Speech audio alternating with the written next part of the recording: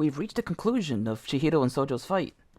As we saw in the last chapter, Chihiro broke Cloud Gouger and dealt a lethal blow to Sojo.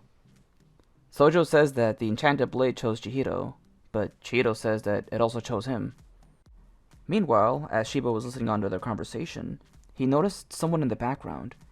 Seems like it was the mysterious man we saw in Chapter 1, and a few chapters ago when Sojo was reporting to him.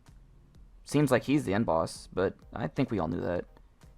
Moving ahead with the chapter itself, Sojo, barely hanging on to both his life and his own guts, goes to the lab to grab the mineral his group was creating, only for it to mess him up further and get him closer to death. He wonders what's wrong, as even Chihiro himself said that he was chosen by the blade. But then we see this cold-ass panel of Chihiro saying that despite being chosen, Sojo would never stand an equal to his father. That's when he says he'll cut him down, and we see his hideout explode. And I was thinking to myself, if there was even a chance, he'd be alive.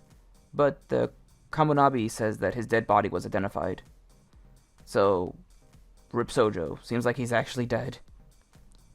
That's when we see the Kamunabi have their meeting about the events that took place. Seems like all but 2 of the members who did fight against Sojo died in that fight. Which really hurts because I really liked all their designs. I really wanted to learn about all of them. The only 2 that survived were Kazane, who lost his right arm, and Ikuto, who lost both his legs and is currently unconscious. RIP to the rest of the members.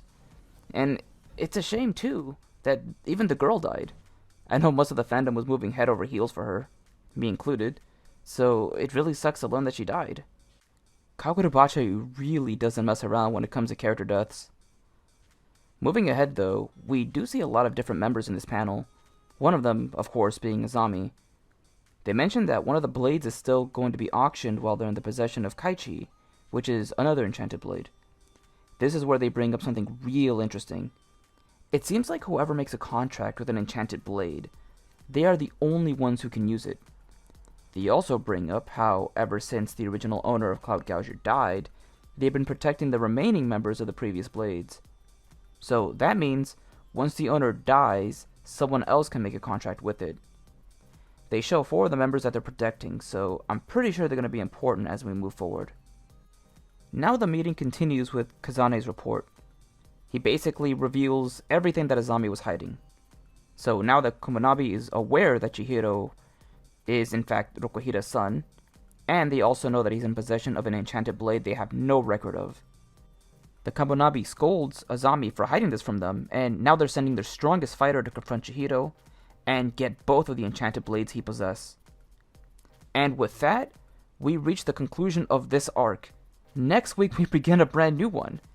And this was officially confirmed a few days ago, so we are moving up in the world, boys. And I know there's some pessimism about Kagurabachi's future, and honestly, I'm just remaining optimistic. I want to move ahead with the new arc and just focus on that. Everything else can wait. I really am excited, though.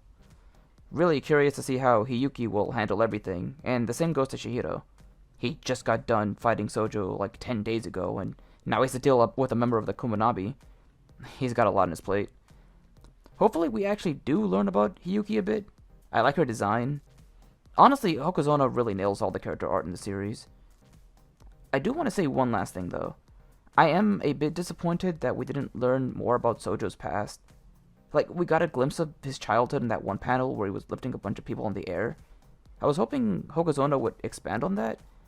I mean, he probably still could, but I'm not sure how or where in the series that could happen. But I do hope we at least learn about it at some point. I still enjoyed his character, though, and his fight against Chihiro was amazing. Like, I loved everything about it.